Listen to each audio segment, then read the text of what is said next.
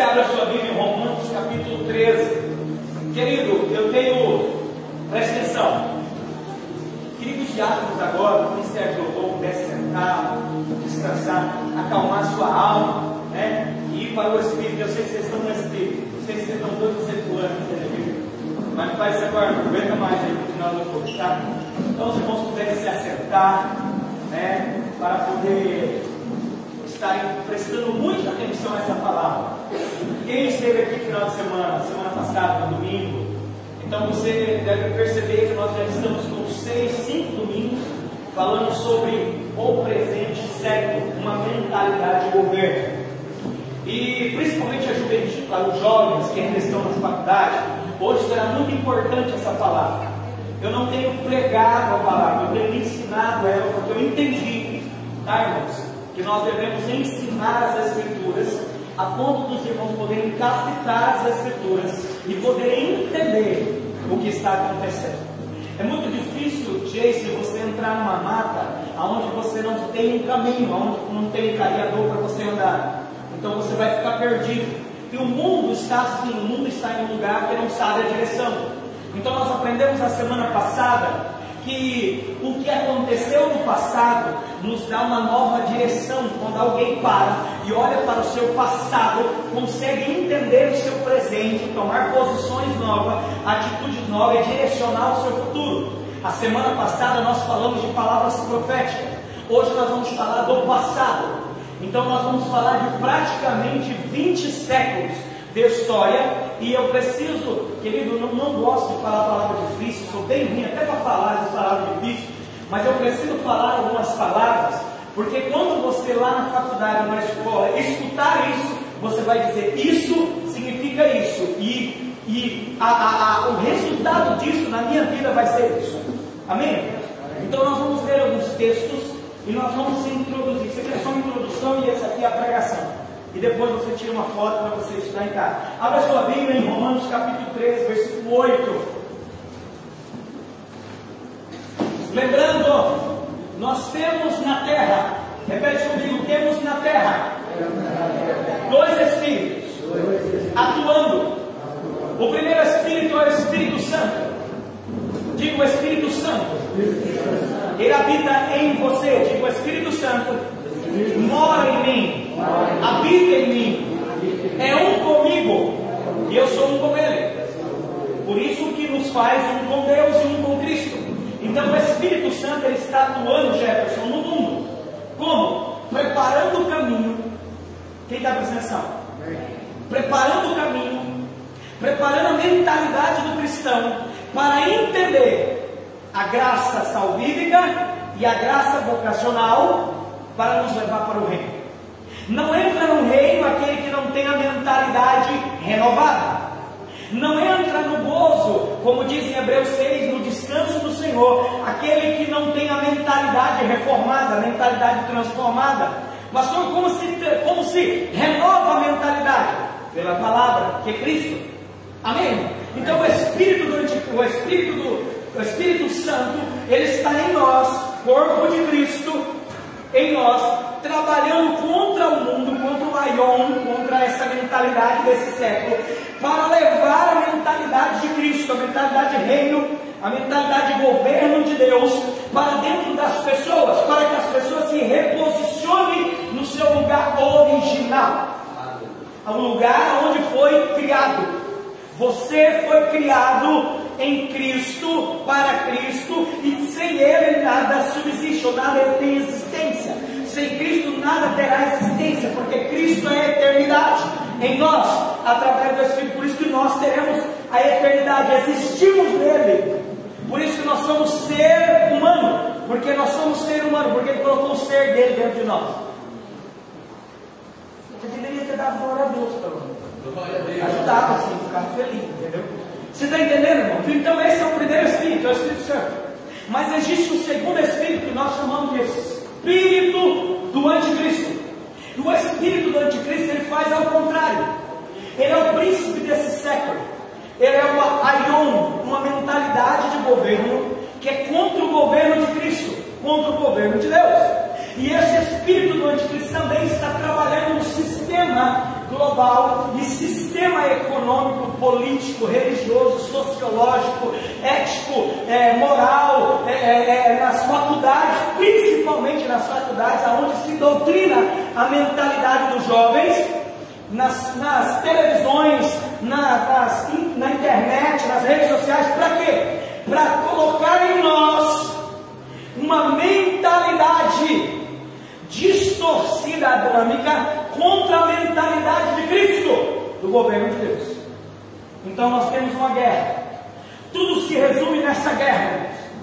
Posso dizer francamente, tudo se resume à sua mente. E mente nós falamos, repete comigo, alma. A briga do mundo, de mais de 6.000 anos. Como é que é seu nome, filho? John. A briga do mundo, John, há mais de 6.000 anos, porque você foi feito antes da fundação do mundo, criado. Então a briga é pela sua alma. A sua alma mora os seus pensamentos, suas vontades e as suas emoções. Essa é a briga. Então nós precisamos doutrinar.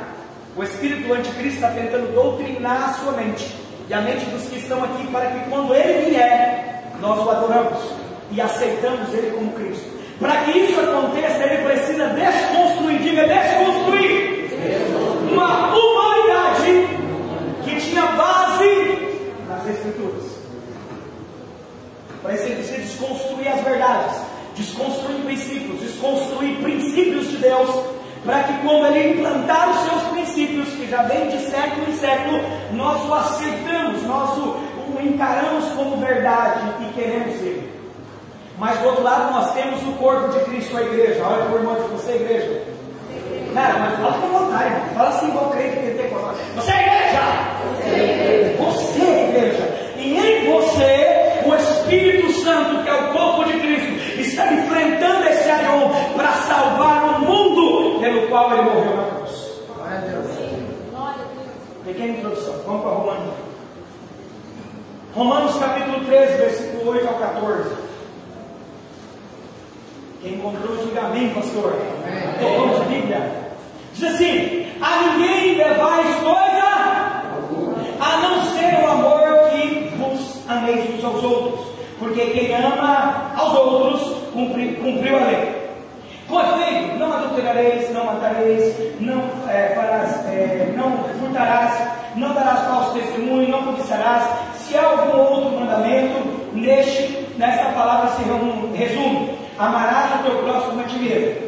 O amor não faz mal a ninguém, o amor não faz mal ao próximo, de sorte que o cumprimento da lei é o amor. E isto digo, conhecendo o tempo, diga conhecendo o tempo. Eu preciso que você entenda esse versículo. Pode parar, respira. Aqui está a chave, tá? Aqui está a chave deles, da nossa vida. Sabe a diferença da nossa igreja, querido? Nesse tempo que eu estou entendendo, é que Deus, Ele está nos constituindo a maturidade dentro de nós. Então assim, querido, eu vou cansar de falar a mesma coisa. Por quê? Porque é nessa mesma coisa que Satanás tem que embora todo mundo.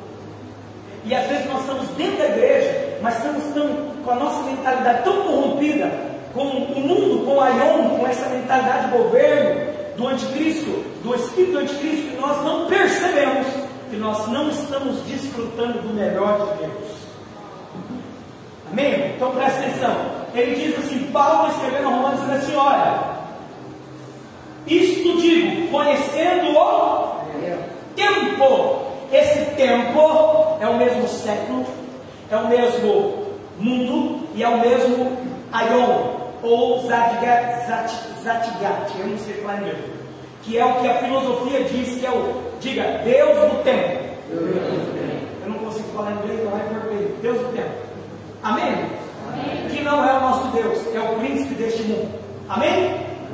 Ele vai dizer, ó, que já é hora de despertar do... Uau! Presta atenção, irmãos. Olha, todos para mim.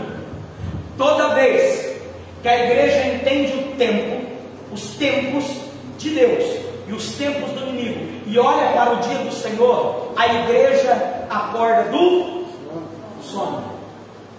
Porque a única esperança da igreja é encontrar com Cristo. No dia do Senhor. Por isso que Paulo está escrevendo a Romanos e diz assim: olha, vocês estão envolvidos com filosofias, com ciências, com teologias deturpadas, mas vocês deveriam descobrir o tempo, o que está acontecendo no tempo, porque quando vocês entenderem o sono que vocês estão vivendo, vocês vão despertar. Uau, olha só que lindo isso. Vou repetir, isso digo, conhecendo o tempo, que já é hora de despertar do sono, porque a nossa salvação está agora mais perto de nós do que quando aceitamos a fé. Uau. Olha outro texto. A noite é essa noite, domingo, isso que está escrito aí, não é a noite de escuridão, mas é a noite das trevas, é esse aion. Entendeu, gente? É essa mentalidade que está tomando os nossos jovens, a nossa vida, e até nós que somos pastores e cristãos, nós estamos vivendo essa noite, ela está invadindo o mundo, ela está invadindo a nossa vida, irmão. Nós não estamos percebendo. Ele diz: a noite vem, a noite é avançada, e o dia está. Esse é o dia do Senhor. Você pode dar glória a Deus? Agora nós temos que descobrir duas certezas. A noite ela vai vir. Não tem jeito. Não tem como parar. Ela vai vir. Mas o dia está próximo. A noite vem. Mas a nossa esperança é que o dia está próximo. Aleluia. Glória a Deus. Você tem que se alegrar. Pode vir trevas, mas o dia do Senhor está perto, está próximo para aquele que o espera. Aleluia. Amém, irmão? Eu queria que você ficasse feliz com isso. E o dia está próximo. Rejeitamos, pois, as obras das trevas, do aion, desse mundo, rejeitamos e vistamos das armas da luz. Agora, quais são as armas da luz? De conhecer o tempo. Entendeu, Edson? Quando eu conheço o tempo, essa é a minha arma. A arma da luz. O que é luz? Ela clareia, ela expõe, ela mostra, ela revela. Então, quando a luz da palavra vem, você está se revista dessa luz, porque ela expõe o tempo, ela expõe o que está acontecendo, ela te revela para você e para aqueles que estão perto de você. Uau! Aleluia! Ainda estou no primeiro versículo. Andemos honestamente como de dia, não em glutonaria, nem bebedice, nem de desonestidade, nem dissolução, nem contenda ou inveja, mas revistai-vos do Senhor Jesus Cristo, a palavra, e não tenhais cuidado da carne em suas concupiscências, seus desejos descontrolados. Quando ele diz bebedice, ali ele está dizendo viver uma vida natural, viver uma vida no curso. Você está entendendo? Quem está entendendo? É aquelas pessoas que ela vive no curso do mundo. A moda é essa. Então nós temos que entrar nesse barco. O negócio agora é fazer assim. Não, o negócio agora é assim. O negócio é o celular tal. O negócio é a roupa tal. O negócio agora é a dança tal. O que está no golpe agora é a música tal. Então ele vive no curso do mundo. Ele não anda na luz. Ele está nas trevas. Porque as trevas, esse mundo, quando fala trevas, mundo, século, aion, você tem que pensar, é uma mentalidade de governo que está governando a minha vida,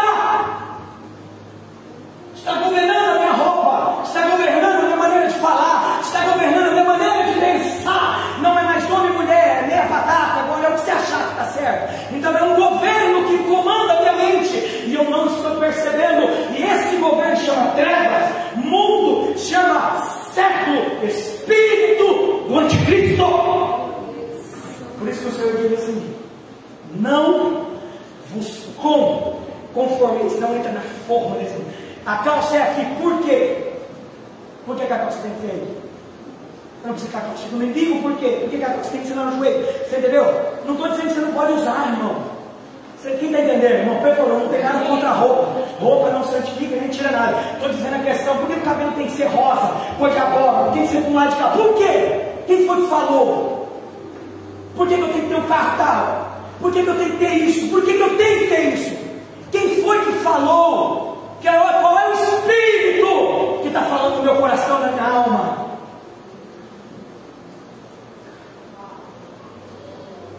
Entendeu? Mas mais que brinco, roubo, cabelo, leva ninguém para o céu nem para o inferno. Não é isso. O problema não é as coisas exteriores. Você podia ter vindo aqui de calcinha e sutiã, você ia ser recebida, chamar de irmã, nós ia te abraçar, te dar glória a Deus por você. Não tem perigo. O problema não é a tua roupa, o problema é o sistema mental que colocaram em você. Por que eu tenho que deixar de costas, mostrar meus peitos? Por que eu tenho que mostrar o bumbum? Por que eu tenho que mostrar os músculos? Por que eu tenho que fazer isso? É uma mentalidade. Por que meu bíceps tem que ser assim? Por quê? Porque botaram em você um governo diabólico, um governo chamado Anticristo, que domina e controla a sua vida. Tem cada ponto você tem um músculo, mano. Eu queria que todo mundo aqui não tivesse esse músculo, mas tivesse esse músculo. Entendeu? O problema não é esse. O problema é a mentalidade. Quem está entendendo? Por favor, não tem nada dos costumes. Tá? Tomara que todo mundo pudesse comprar uma unidade aqui. Que Deus tivesse te deu para isso. O problema não é o carro que você usa. O problema é a mentalidade que te deu o carro. Esse é o problema. Vamos lá. Abra sua Bíblia também. 2 Coríntios. Obrigado. 2 Coríntios. Aqui eu vou ver, não? 2 Coríntios, capítulo 10. Vou bem rápido nesse time, vou ver correndo. Versículo 4 e 5.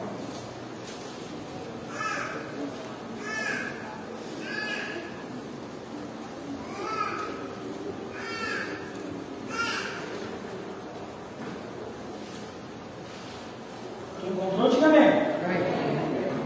Presta atenção, eu amo a Bíblia, porque a Bíblia é o livro mais atualizado do mundo.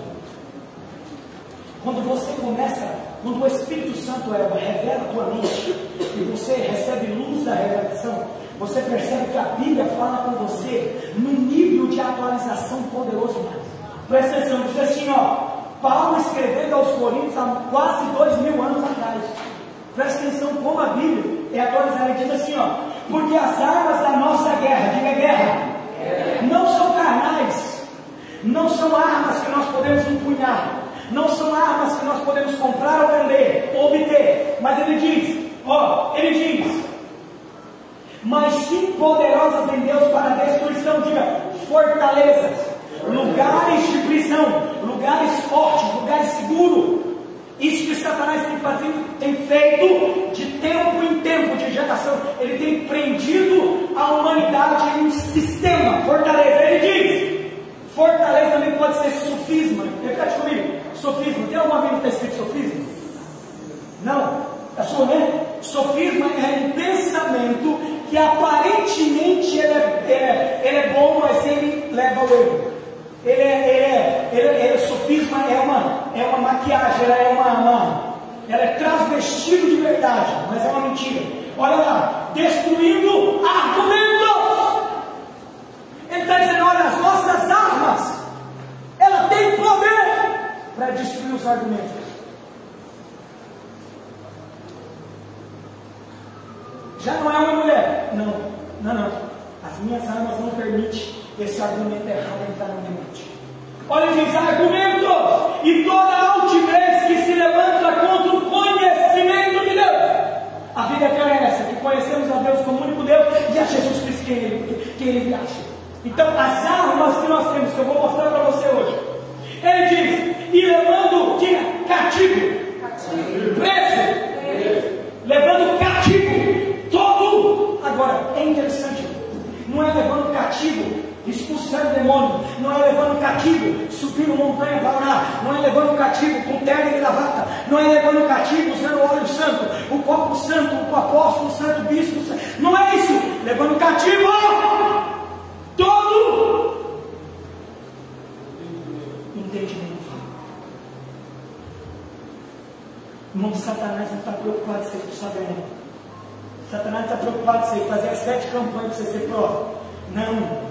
Quanto mais você faz a campanha, mais ele te escraviza numa fortaleza de bens materiais e de ganhos pessoais.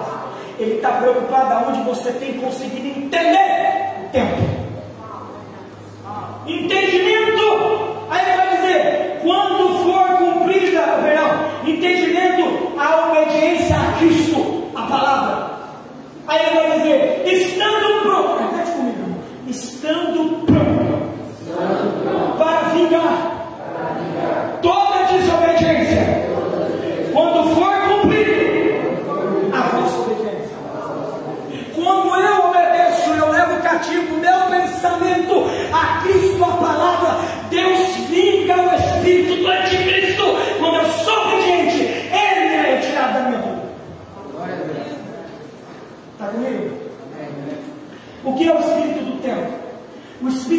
tempo.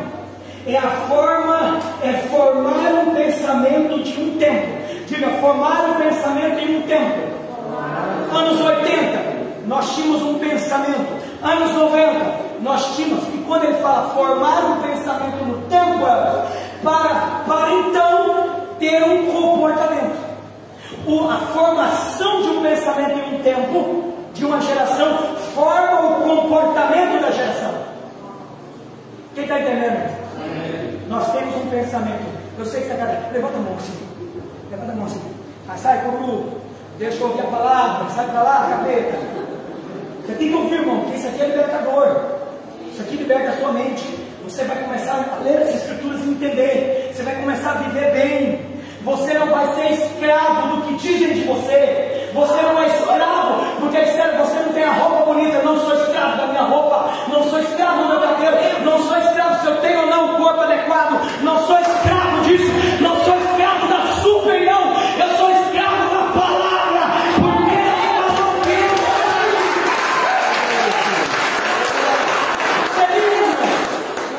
Sua palavra te liberta. Porque você não é escravo de opiniões, nem de sistema de governo nenhum. Aí você se liberta da esquerda e da direita. Você não é PT, nem PT. Você não é, você é de Cristo. Você ora para que o nosso Brasil seja liberto, não através de uma política, mas através da palavra. E aí você vai entender. Então, o espírito do tempo, eu quero que você entenda assim: cada tempo, quando surgiu o espírito do anticristo no jardim do Éden, e ele foi frutificando de tempo em tempo, jovem, ele foi colocando uma mentalidade. Quem está entendendo? Porque no jardim do Éden era o reino de Deus. Então Satanás entrou no reino e corrompeu o homem.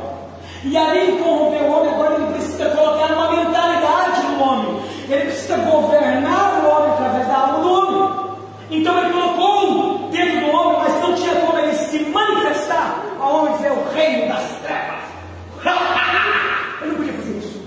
O que ele fez? Eu primeiro preciso gerar uma mentalidade e ir conquistando, porque se tem uma coisa que Satanás tem, que nós não temos nem um pouquinho, se não for o Espírito Santo na nossa vida, diga comigo, paciência e estratégia.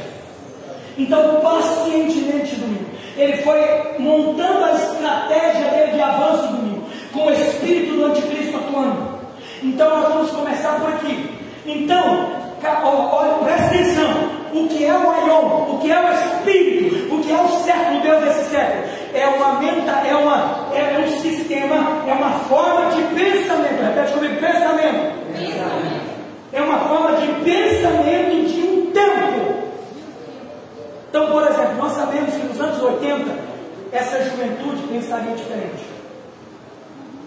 Vocês pensariam diferente.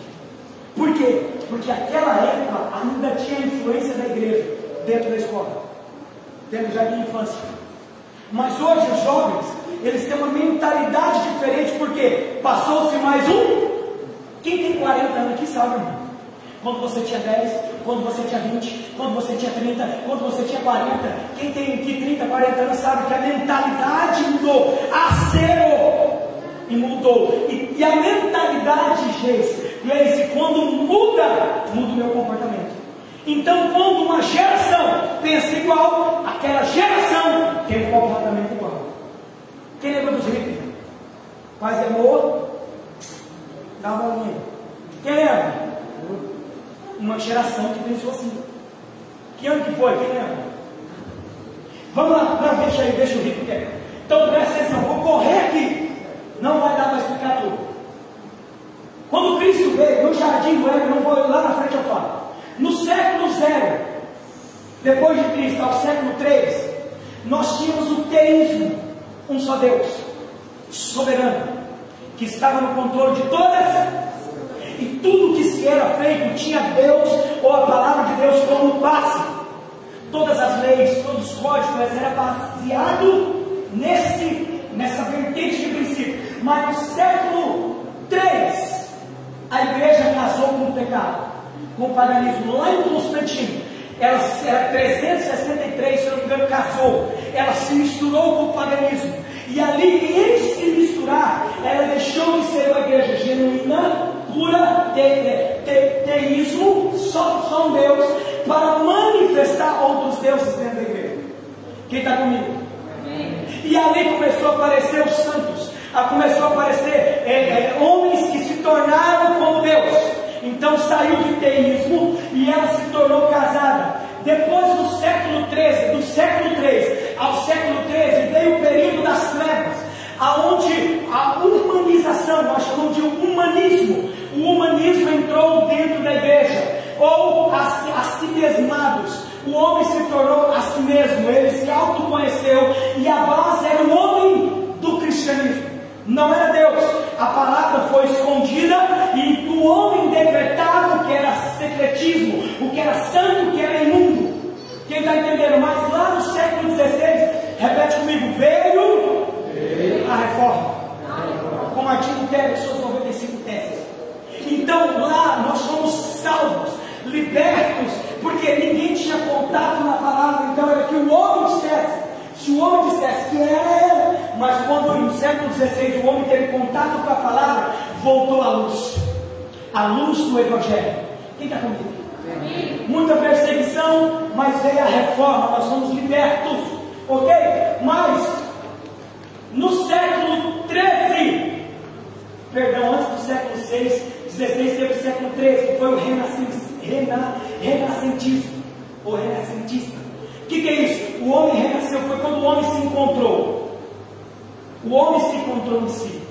Não é mais Deus, o Senhor, mas o homem agora decide que Deus é esse. Até aqui tudo bem?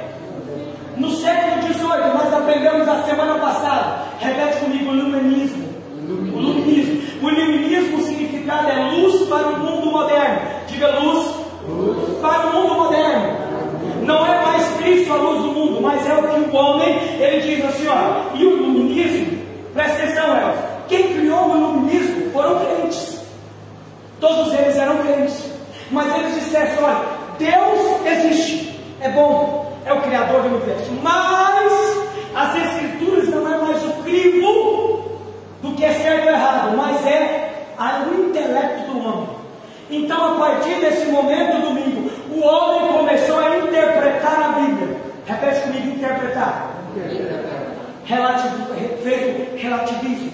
Agora, a Rosana lê e interpreta a Bíblia do jeito que ela acha que está certo.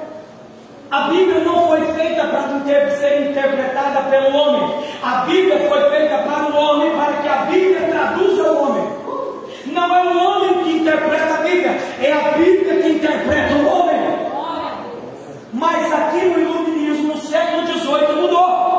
Porque começou-se a nascer aqueles intelectuais gregos romanos, começaram a ter o platonismo, começou a ter Sócrates, e eles começaram a misturar a filosofia. Então tudo aquilo que não podia se provar era falácia, superstição. Quem está entendendo? Está entendendo? E aqui surgiu no iluminismo a entrada do que nós vivemos hoje. Já não é mais o conceito do que é certo e errado da Bíblia. Repete comigo, já não é absoluto. Eu não falei o tema dessa mensagem para você. O tema dessa mensagem é relativismo ou absoluto. Você vive uma vida relativa aos seus conceitos, aos seus preceitos, ou você vive uma vida de absoluto, de certeza, de convicção. Então aqui no iluminismo surgiu isso, gente. As pessoas agora faziam debates intelectuais segundo aquilo que podia provar. Então agora o homem lia um texto e ele interpretava segundo os seus conceitos. Então presta atenção, um filósofo, se eu sou filósofo, quando eu leio a Bíblia, eu leio a Bíblia com os meus olhos de filosofia. Mas se eu sou teólogo, eu leio a Bíblia segundo a minha teologia. Se eu sou médico, eu leio a Bíblia segundo a medicina. E cada um foi colocando aquilo que ele achava que estava correto. Olha para o irmão e diga assim, se você é um desse, você não é cristão. Você é um cristão iluminista. Fala para ele, você é um cristão iluminista. Você está interpretando a Bíblia segundo os seus conceitos.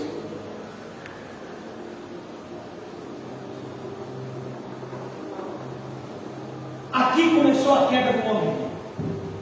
Porque aqui começaram a dizer: Deus existe, Ele é poderoso, Criador de todas as coisas. Porém, nós renascemos, diga renascemos. O homem criou vida, diga vida, em si mesmo, se mesmado. E agora nós temos, diga comigo, luz do homem sobre as Escrituras. Não era a luz das Escrituras sobre o homem, mas era a luz do homem sobre as Escrituras. Que coisa do diabo! E a igreja dessa época estava dormindo. Lembra que eu expliquei os 3 fatores da igreja? Nós não vamos estar aqui, vamos para o céu, vamos ficar entre nós, vamos ser luz para o mundo, mas vamos ficar na luz, e aí o que é certo é errado, né? Então olha só, quinto, depois que veio o iluminista, surgiu uma outra linha chamada deísmo. Diga deísmo. O deísmo é mais ou menos assim, domingo. O deísmo é um povo que dizia: Deus existe. Diga, Deus existe. Deus existe. Deísmo, Deus existe. Eu quero ler para vocês. Não posso errar isso aqui. Deísmo, Deus existe, mas não se revela. Diga, não se revela. Não interfere ou intervém e não é pessoal. Então, olha, presta atenção, Igor. No deísmo era só um Deus. Certo? Certo, irmão? No renascentismo, o homem renasceu, virou vida. Deus está lá, mas agora o homem também é importante. Digo, o homem é importante. Está criando mentalidade, está criando mentalidade. Você viu o espírito do anticristo atuando? Mas já quando ele veio para o iluminismo, agora o homem tem luz. E o que Deus é um Deus, mas o homem agora que diz o que é. Agora no teísmo, no teísmo piorou, porque agora existe Deus, gente, mas ele não se revela a gente, ele não interfere na nossa vida, e ele não é pessoal, ele não se revela para cada um de nós, quer dizer, ele não fala pessoalmente. Quer dizer, eles pegaram Deus, repete comigo, e isolaram Deus. Um Deus impessoal não sente a sua dor, não sabe o que você quer, não tem relacionamento com você. Quem está entendendo o crescimento do Espírito de Cristo? Quem está entendendo de verdade? Presta atenção que nós vamos chegar hoje, tá bom? Então o que eles pegaram com Deus? Esconderam Deus. Deus existe, Ele é o Criador, mas você viu que de tempo em tempo, o Espírito do tempo, ele vai colocando na nossa mentalidade uma realidade. Quantos aqui já creram? Presta atenção, olha para mim. Quantos aqui já creram que Deus está lá longe assim? Quantas vezes você já pensou uma vez? Você já pensou, Deus está longe, Deus pensou só mais um no planeta Terra? Você tem que entender que essa mentalidade é deísta. Agora, depois do deísta, estragou um pouquinho mais, porque aí veio os naturalistas. Os naturalistas estragou, porque os naturalistas, quando eles surgiram, diziam assim: quem é Deus? Aonde está Deus? Aonde Ele está? Quem é Ele? Aí eu venho dizer: Deus é tudo. Deus está em todos. Olha, Deus aqui, Deus aqui, Deus aqui, Deus aqui, Deus aqui, Deus ali, Deus aqui. Então presta atenção. Agora, Deus não é mais um Deus poderoso livre, que não interfere, não fala pessoal. Agora Deus não existe mais. Deus perdeu a sua identidade. Porque Deus agora é tudo. Todo mundo é Deus. E isso entrou nas faculdades, entrou na mente das pessoas. Todos nós somos Deus. A flor é Deus, o animal é Deus, o cachorro é Deus, o céu é Deus, tudo é Deus. Mas se ele for Deus, ele morre. A árvore morre. Aí quem lembra daquele cara? Nietzsche. Repete comigo, Nietzsche. Quem fez faculdade vai lembrar. Deus está morto. Quem lembra de filmes que você já assistiu? Deus está morto. Deus não está morto. Nietzsche então pegou aí o deísmo e depois pegou o naturalismo e entendeu assim: Deus está morto. Por quê? Se tudo é Deus, então a árvore morre. Então Deus está morto. E na faculdade um monte de gente abraçou o seu São Nietzsche. Deus está morto. E a igreja sempre isolada na luz. Vamos ser luz no meio da luz, dentro das nossas igrejas, fazendo coral, no ciclo de fofocação, você entendeu? Joga para a igreja se pegando, mas nós é luz, Deus o livre do meio das trevas, porque é muito pecado lá. Eu sou santo, não me toque, não me rele, porque eu sou santão. O mundo, deixa eu te falar, olha para mim, O espírito anticristo não está no mundo, irmão. O espírito anticristo está na igreja. Quantos de nós aqui estão pensando que Deus é uma árvore, uma coisa? Não, não, Deus é um ser pessoal, que fala comigo e você, independentemente se a igreja tinha que ser levantada na época dos naturalistas. Não! A árvore quem criou foi Deus, mas Deus é Deus, Ele é um ser que fala comigo, Ele mora em mim, mas eu não sou Deus, eu sou parte do corpo dele. Nós tínhamos que ser levantados contra, mas a igreja estava preocupada com os seus cultos e as suas campanhas. Enquanto isso, o Espírito Anticristo estava criando uma mentalidade. E os nossos filhos nas televisões estão comendo isso. Vamos lá, para terminar.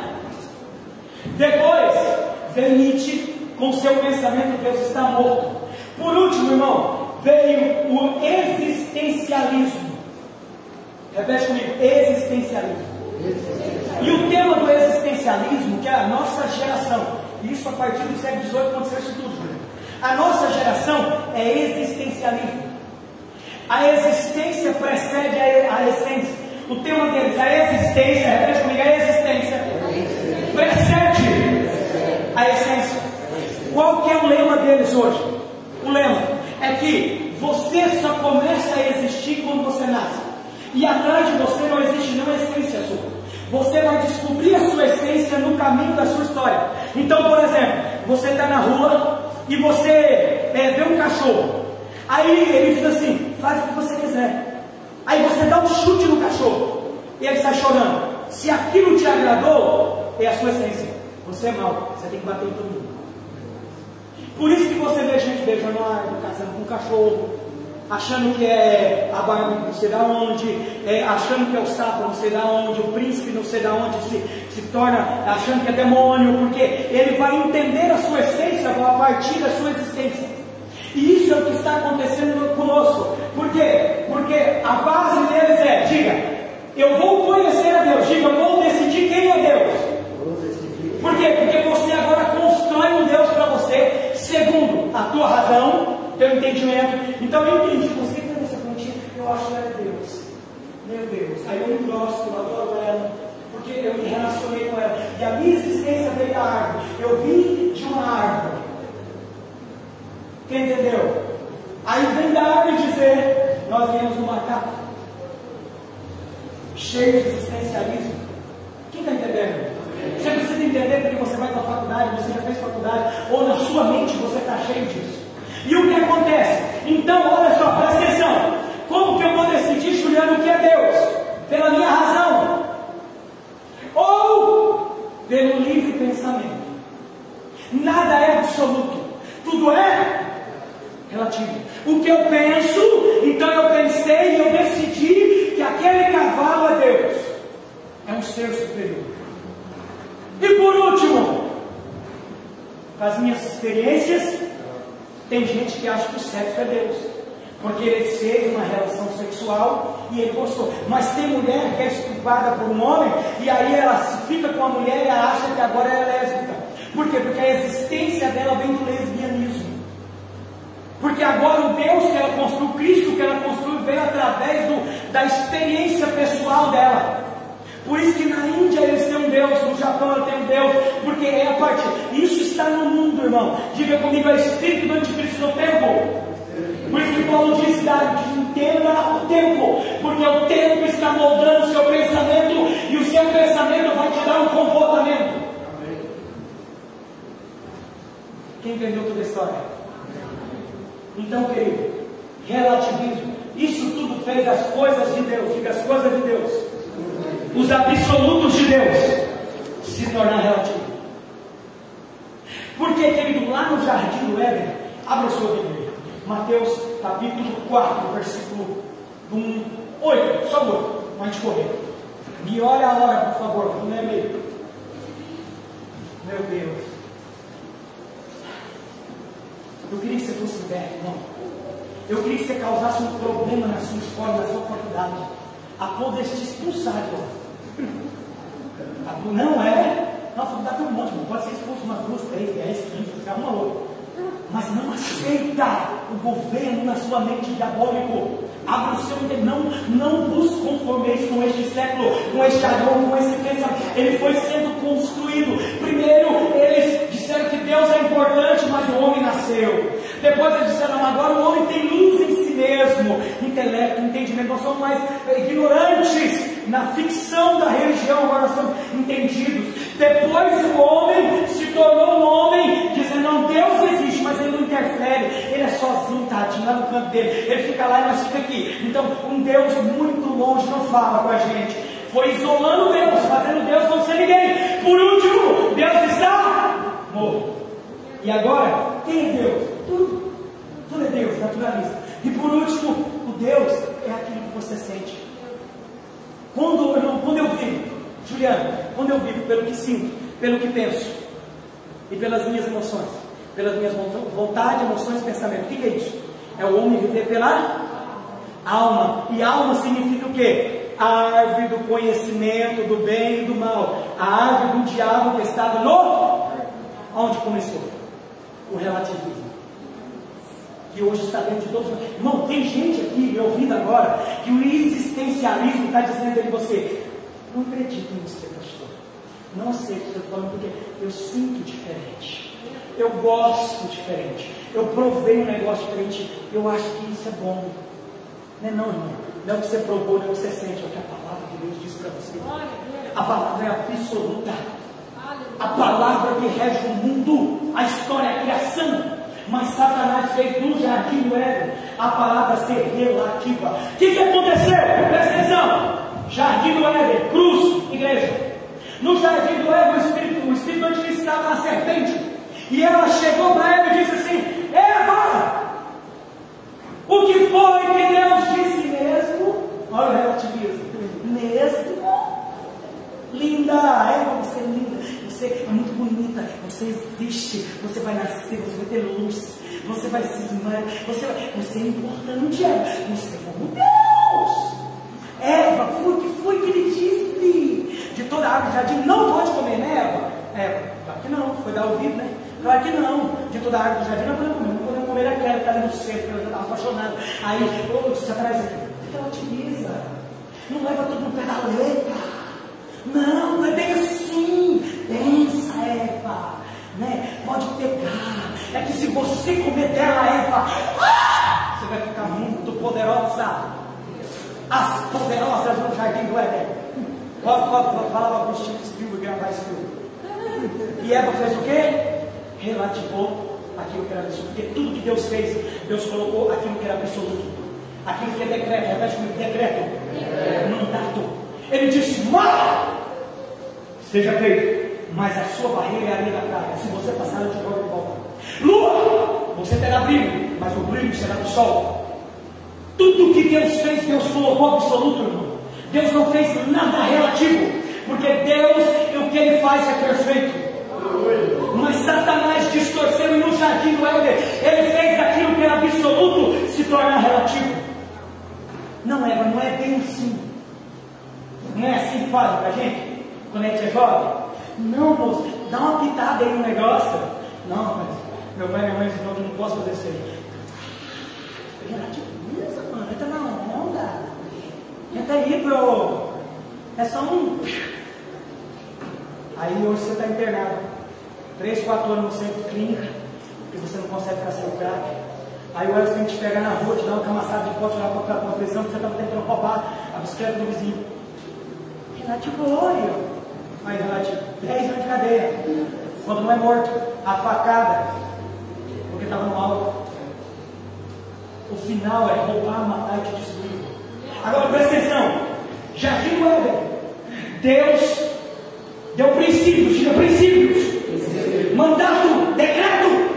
O homem só tinha que seguir, irmão, não precisava fazer nada, só desfrutar daquilo que Deus tinha feito. A serpente vem e muda. Aí Deus, você vai entender que é relativo? Então agora você vai se sustentar do suor do seu rosto do trabalho. Você vai sentir dores, mulher, quando te levar. Sabe por quê? Porque você agora relativou. Você quer viver maleável. E aí, Deus passou um tempo, Deus, diga comigo, Deus deu a lei de Moisés. A lei de Moisés era um princípio. Era retornar aos princípios. Mas o que aconteceu? Vieram os intérpretes, repete comigo, intérprete. Não, fala com o intérprete da lei. Pecado. Quem interpreta a lei é pecado. Por quê? Porque eu interpreto segundo a minha consciência, a minha razão, os meus preceitos. Por isso que existe em Israel vários rabis, e cada um discípulo de um rabi, porque cada rabi interpreta da sua maneira. Pecado. A lei não foi feita para interpretar, ela foi feita para obedecer. Não, pensando bem, por isso nós temos esse advogado aí, o F do F, né? Não vou nem explicar o significado das letras. Que decide do jeito que eles querem, segundo a sua razão, livre. Diga pensamento, livre pensamento, experiências próprias. Satanás corrompeu a lei, corrompeu a mente do homem para que o homem entendesse a lei conforme ele quisesse. Quem está comigo aí? Está entendendo, filho? Você pode fazer dificuldade, mas tudo que você pegar na faculdade, você traz a luz da Bíblia. E quando o seu professor falar, vai falar, professor, gosto muito da senhora, pensa que a senhora é bacana. Não, a senhora é DF. Mas, desculpa, isso aí não dá mais muito. Eu não vim do macaco nem da bala. Entendeu? Não. Eu não posso viver segundo aquilo que eu acho. Eu já tenho um preceito. Alguém me criou, e quem me criou colocou as regras para que eu vivesse feliz. Amém, irmão? Vamos lá. Para terminar. No deserto veio Cristo. Mateus, quem abriu Mateus 14? Está aberto aí? Antes da cruz veio o deserto. Vamos para Mateus. Quem está entendendo? Não estou pregando, irmão, por favor. Eu quero que nós podemos comer isso aqui com o cérebro, mastigar, chegar em casa e remoer. Versículo 8. Vamos ler a partir do 1. Presta atenção, filho, que agora vai ter uma guerra de 12 espíritos. Quem está prestando atenção comigo? Porque agora o reino de Deus, o reino de Deus entrou no mundo. Entrou no mundo. O mundo dessa época era relativo, era tudo relativismo. A Roma fazia o que queria. Os judeus na lei, interpretando a lei como achavam que estava certo, como ele achava que estava certo. Então estava tudo distorcido. Entra Cristo na história. Cristo entra no mundo. Diga comigo, Deus que se fez carne, habitou entre nós, para trazer de volta, diga, trazer de volta o governo absoluto de Deus. Cristo veio trazer o governo de volta. Agora, ele não veio com guerra, com espada, com exército. Ele veio com uma arma mortal. Quem lembra que as armas da nossa milícia não são carnais, mas poderosa para quebrar pensamento, sofisma, ideia, esse governo, esse pensamento. Quem lembra, irmão? Quem lembra? Fala comigo, pelo amor de Deus. Olha o que ele diz. Versículo 4. Então foi conduzido Jesus pelo Espírito ao deserto. Quem conduziu Jesus para o deserto? Olha a guerra. Vai ter a maior guerra da história. Nesse exato momento, a maior guerra da história, Patrícia, vai acontecer. Para a minha vida e para a sua vida. Olha o que acontece, diz, foi o Espírito que levou Jesus para o deserto. Por quê? Porque lá ele ia ter uma guerra. Olha só o que ele diz.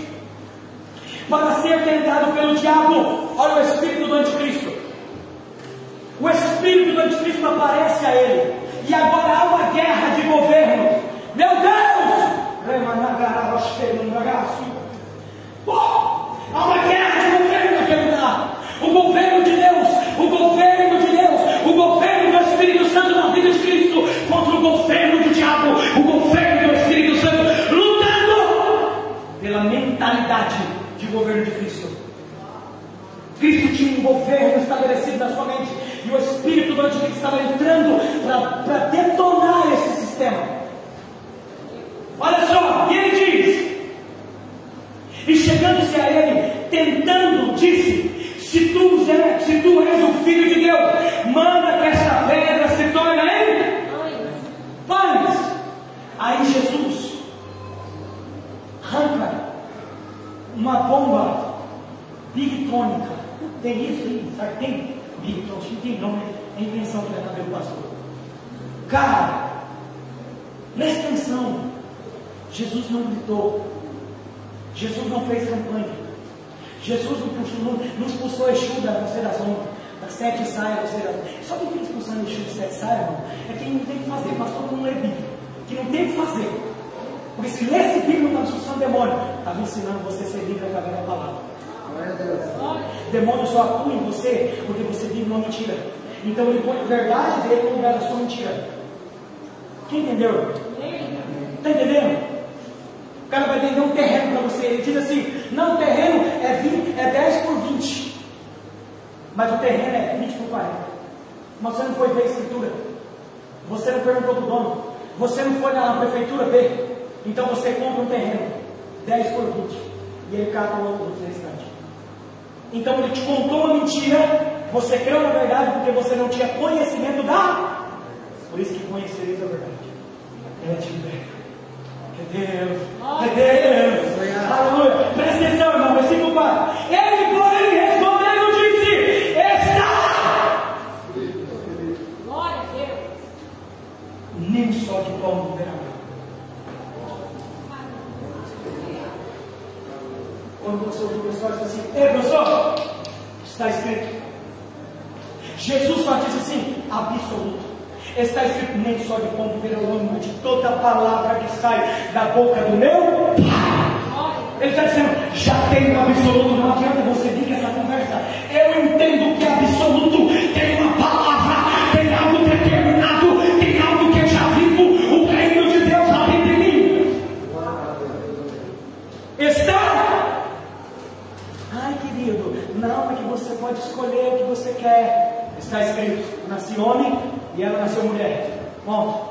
Tem esse negocinho não. Quem está aí? Não, é só um jeitinho. É uma comissãozinha. Não. A Bíblia diz que isso está escrito. Não posso levar ninguém. Eu tenho que ser verdadeiro. Sim, não. Não, querido. Prova uma picanha fora. Só esse ovo aí todo dia em casa. Esse bifinho estragado. Não. A minha Bíblia diz que Deus me deu o melhor dessa terra. E o melhor dessa terra é a minha esposa, os meus filhos. Deus já me deu o melhor. Está. Não, fala, irmão. Está escrito. Ama essa palavra. Fala com gozo. Fala grande. Fala: está escrito. Não vivo por argumentos. Não vivo por opiniões. Não vivo pela mídia. Não vivo pela cantora. Não vivo pelo cara da novela. Eu vivo porque está escrito. Há uma verdade pequena em mim, irmão. Versículo 7. 6. E disse: se tu és filho de Deus, lança-te aqui abaixo, porque está escrito. Olha, Satanás também é bom. Olha, o espírito anticristo é fraco, mas também está escrito, tá ligado?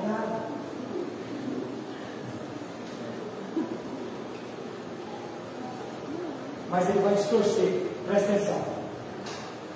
Também que os seus anjos dará ordem a teu respeito e tomar-se-ão na sua mão, para que nunca tropece com os teus pés em alguma pedra. Disse-lhe Jesus: também. Agora, se Jesus não conhece, ele engoliu o diabo. Como nós temos feito? Irmão? Nós engolimos tanto as coisas de goela abaixo. Põe máscara, tira máscara, isola, lockdown, aumenta 200% a gasolina, 2% o salário. Irmão, se o Brasil tivesse a palavra, nós tinha quebrado aqui no Congresso. Não com porrada, não com briga, mas com isso. Contra fato da palavra. Nenhum deputado, nenhum vereador tem argumento. Se todo o Brasil vivesse a palavra, eu duvido se um político roubaria.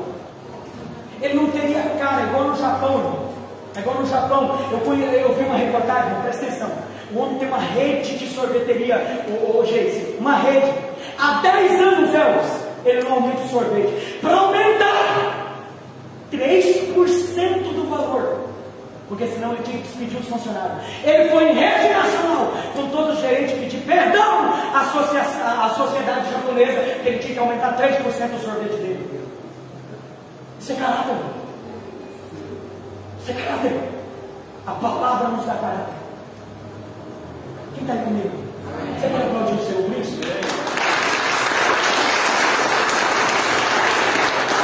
Versículo 10, ele diz assim: então disse-lhe Jesus: vai-te, Satanás,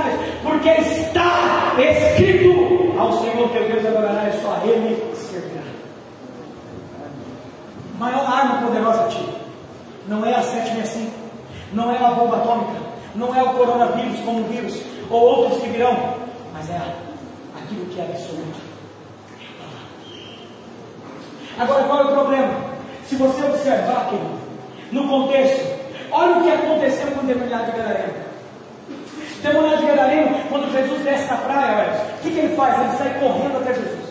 E ele chega para Jesus, e ele fala para Jesus: Jesus, o Senhor antecipou, não era para você vir agora, você veio antes do tempo. O que Jesus disse? Não. Abre sua Bíblia em Colossenses capítulo 1, versículo 26 e 27. Quem tem coragem de colocar de pé, ele é bem alto aí. Um cara da voz bem grossa, assim, um machão assim. Colossenses capítulo 1, versículo 26. Tem que ler alto.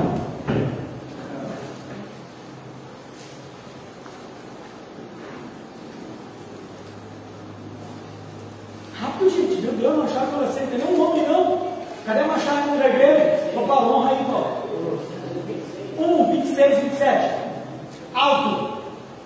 O mistério que esteve oculto desde todos os séculos e em todas as gerações, e que agora foi manifesto aos seus santos, aos quais Deus quis fazer e conhecer quais são as riquezas da glória desse mistério. Entre os gentios, em vós, esperança da glória. Quando o endemoniado disse para Jesus: você veio antes do tempo de Jesus, eu não, lógico que não está escrito que Jesus falou isso, eu trouxe o texto. Não, filho, eu não vim antes do tempo. É porque o mistério que estava escondido, oculto, aquilo que era absoluto, entrou no tempo agora, para manifestar, para manifestar uma nova geração. Diga comigo, para manifestar uma nova mentalidade de governo. Diga comigo, para manifestar. Porque qual era a mentalidade de governo que estava atuando o endemoniado? Prende ele no sepulcro, não tem mais situação, não tem mais jeito. É uma legião, 72 mil demônios, uma legião, 6 mil demônios, perdão, estava naquele homem. Mas Jesus veio e somente declarou sobre ele: seja livre. Por que o endemoniado de Gadareno foi livre, irmão Luciano? Porque ele contemplou com os olhos a verdade. A verdade é Jesus. Quando ele contemplou Jesus, a palavra, a verdade, o amor de Deus manifestado em carne, o amor de Deus palpável. Quando ele abraçou Jesus, todos aqueles demônios se precipitaram no mar, porque ele conheceu a verdade, aquilo que é absoluto. Qual é a verdade, pastor? Tudo foi feito por ele, para ele, sem ele nada tem existência. Quando aquilo que foi criado tocou com aquilo que é essência, se tornou existente. Pastor, por que eu estou passando problema? Porque você é relativo. Pastor, por que eu tenho depressão? Você é relativo. Você não vive a palavra. Você vive as suas emoções. Você vive os seus sentimentos.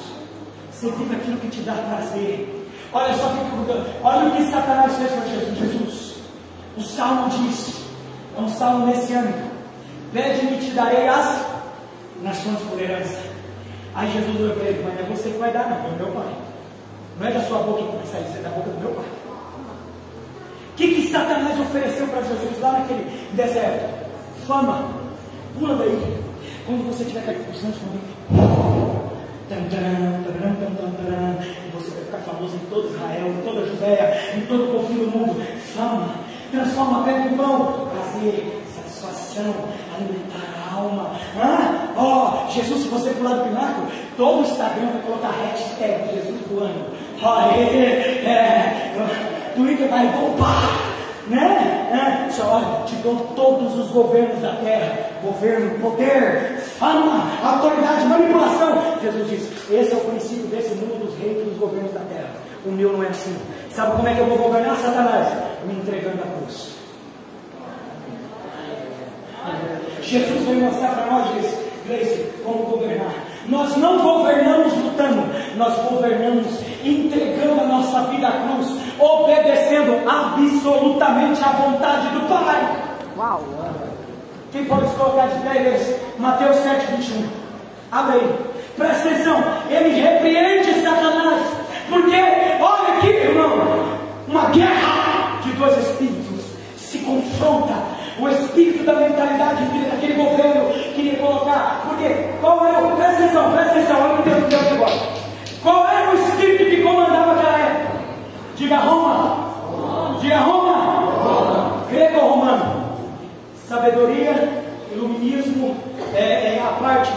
filosofia, a parte do conhecimento intelectual do homem, beleza humana, com guerra, força de Roma. Essa era a mentalidade da época, do espírito da época, está entendendo? Das cruzadas, das guerras, com poder, com imposição, com autoridade. Jesus veio na manjedoura. Jesus veio no poço de Betesda, conhecer uma mulher, veio em Samaria, conhecer uma mulher que era prostituta, tinha tido 5 maridos, que ela tinha, não era dela, era amante. Para Roma ela tinha que ser morta, para os judeus ela tinha que ser morta. Para Jesus ela era importante, ela era a nova mulher que ia constituir uma mentalidade de governo na cidade de Samaria. Quando ela voltou para Samaria, ela voltou com uma mentalidade de governo. Ela disse: olha, conheci um homem que disse tudo que eu queria, que disse tudo que me alimentou minha alma, que transformou minha vida. Eu acho que ele é o Messias. Aí o pessoal de Samaria foi tudo até lá e chegou perto, ficaram com Jesus e disse: olha, Jesus, não acreditamos em você porque ela disse, mas acreditamos porque vemos. A mentalidade de governo de Jesus infectou ela, e dela infectou toda uma cidade. Agora nós sabemos que você é o Messias. Quando você vive o absoluto de Deus, você vai impactar todo mundo que está perto de você. O problema de você é existencial. Você tem um existencialismo. Você busca a existência. Sobreviver. Não, irmão, eu busco morrer. Porque se eu morrer Cristo, se eu viver Cristo, morrer é lucro. Morrer o teu eu. Viva o propósito eterno de Deus. Você vai ter como você vai explodir. Não é você que fica famoso, é Ele que fica famoso no seu lugar. Você é a luz que clareia Ele. Você é o sal que dá tempero para as pessoas comerem Ele. Meu Deus. Mateus 7:21. Nem todo que me chamar de Senhor, Senhor, entrará no reino dos céus, mas todo aquele que faz a vontade do meu absoluto. Não é eu que traduzo Deus, é Deus que me traduz. Termino. Por isso que Jesus repreendeu Pedro. Por isso que Jesus repreendeu Pedro. O que aconteceu domingo?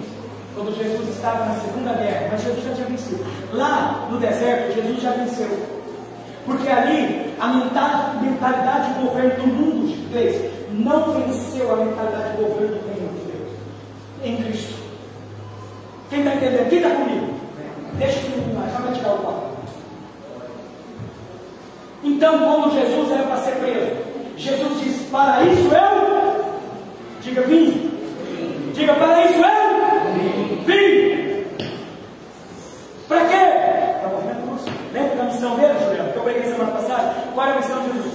Ser obediente à morte, até a morte de cruz. Qual é a mentalidade de governo? Morrer pelos meus irmãos, para mudar o mundo, para colocar nela uma mentalidade de governo como a minha. Ela vai morrer para salvar a mundo.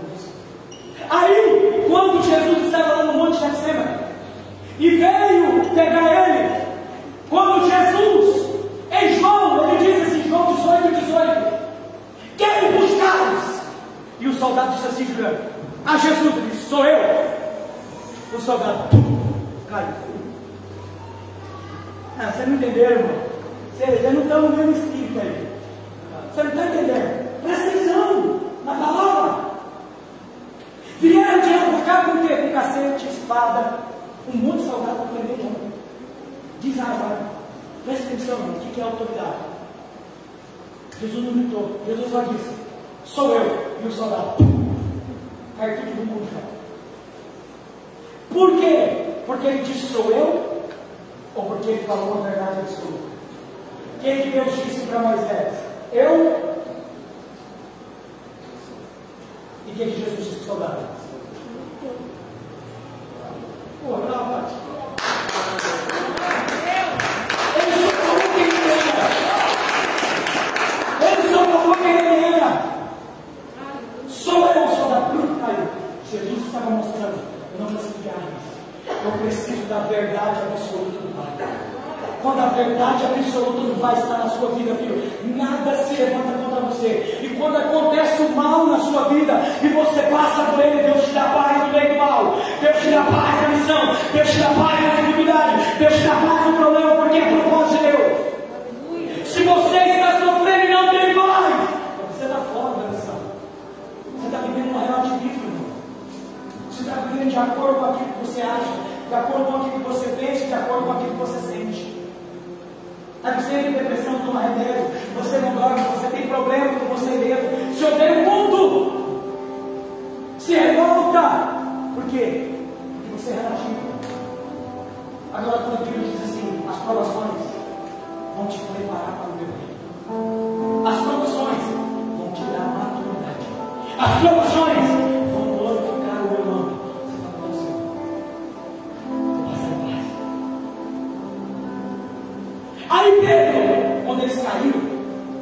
rebelde, os soldados caíram. O que Pedro fez? Arrancou a espada. Existencialismo, relativismo. Pedro disse, foi lá e dá um leite mal. Jesus fala aqui. Não, Pedro, você não está entendendo. Pedro, tem 12 milímetros, tem 12 legiões de anjos ao meu comando aqui agora. Você não está entendendo, Pedro? Eu tenho 12 legiões de anjos aqui e o Miguelzão na frente. Se eu escalar o Pedro, acaba tudo, acaba o mundo, escala com todo mundo. Mas é para isso que eu vim, Pedro. Não é assim, Pedro. Não age pela sua emoção, Pedro. Para, irmão, de tirar a espada para as pessoas. Para de cortar a orelha de pessoas. Para de tentar se matar, tirar a sua própria vida. Para de querer tomar decisões pela sua própria. Pedro estava sendo um homem mágico, tirando a sua espada. Ele estava vivendo pelo que ele achava que era certo. O comandante da sua vida naquela hora era Jesus, não era Pedro. O comandante da sua vida não é você, é Jesus. É Ele que vai dizer, puxa a espada ou não, irmão. Calma, deixa Ele estar na frente. Ele se entrega por você. Jesus disse, Pedro, calma. Pegou ele, coroou ele de máximo e disse, Pedro, abre o seu livro aqui. João 10, 18.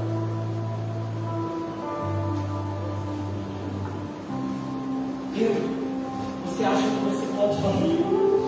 Você está ouvindo opiniões, Pedro? Pedro, você está motivado pelo espírito de Roma.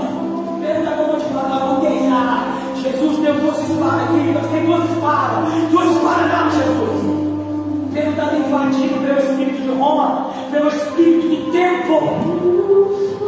Jesus disse, não, Pedro, você não está entendendo o governo. Você não está entendendo, Jesus disse, você não entende o espírito que habita em nós. Tiago João Dia, eles ficaram na cidade com outra coisa. Senhor! Jesus disse, quem foi, João? Só quer que manda orar e cai fogo e mata tudo naquela cidade. Aí Jesus olhou para eles, não, Tiago, não. Você não está entendendo, eu não fico na guerra, eu tenho que fazer paz. Você não está entendendo o espírito que habita em você. Você ainda está vivendo pelo espírito do anticristo.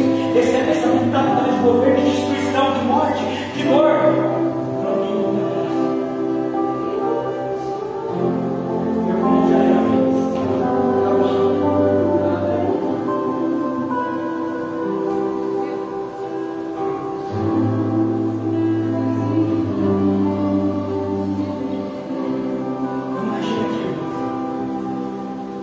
Pedrão com a espada, Jesus segura Pedro, cada espada, Pedro joga, valor de mal, olha para Pedro e fala assim, 12 legião de anjos está aqui ao meu comando.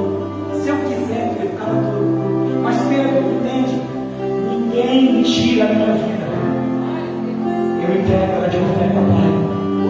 João 10, 18, leio. Vou dar aqui para mim, deixa eu ler. Fica aqui, tá aqui.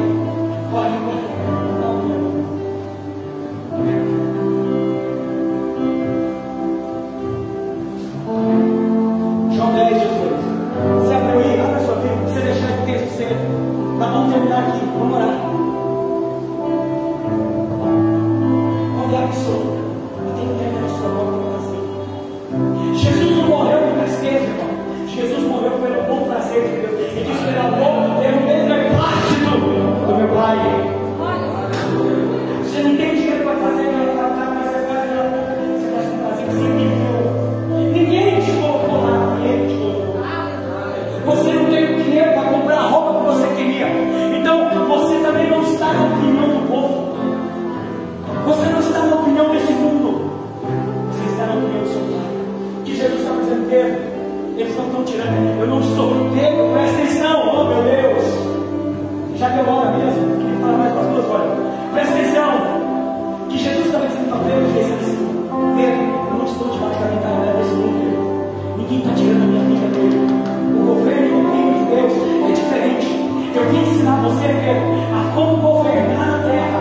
Como? Entregando. Se entregando ao absoluto de Deus. A plena vontade do Pai. Lembra a cruz? A plena vontade da cruz.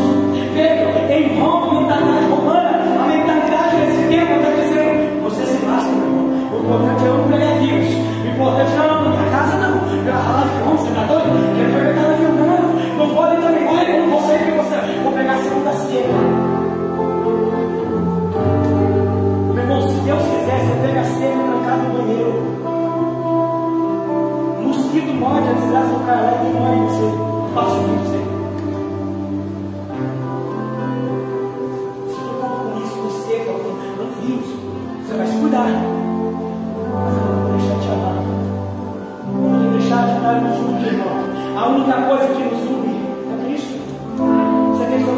faculdades, você tem sua família, você vai jogar bola para lá, mas o que nos une é quando você tem que. Nós estamos juntos, nós somos um corpo.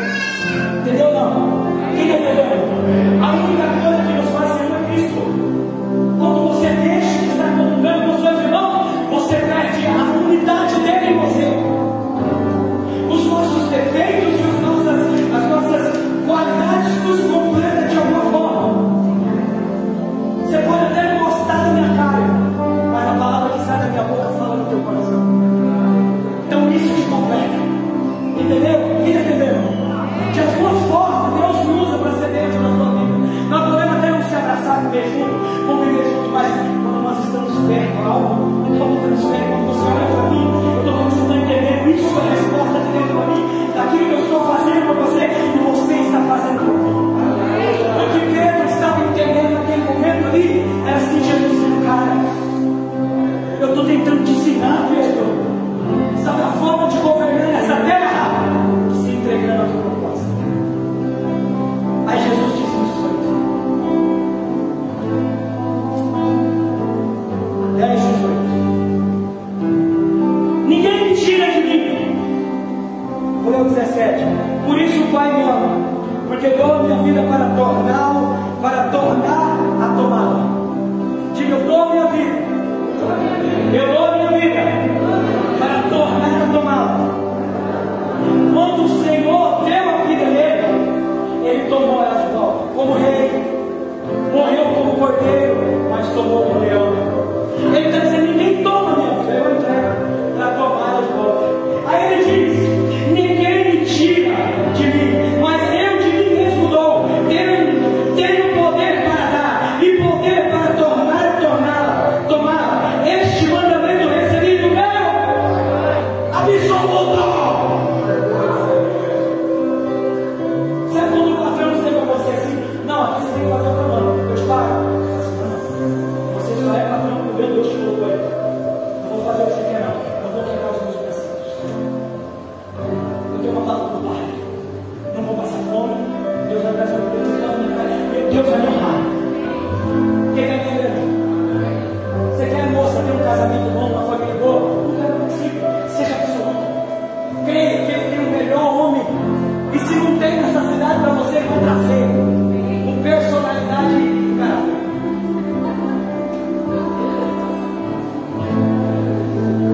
Aleluia! Vamos lá! Olha, entendeu, Pedro? Guarda a espada, Pedro! Deixa eu te iluminar você hoje. Sabe, irmão, uma coisa que eu amo, e é uma verdade na nossa vida: não colocar a cabeça no gente. Tentar deixar a gente nem uma caixinha, nós não aceitamos. Porque nós tínhamos algo que queimava dentro de nós, o absoluto da palavra.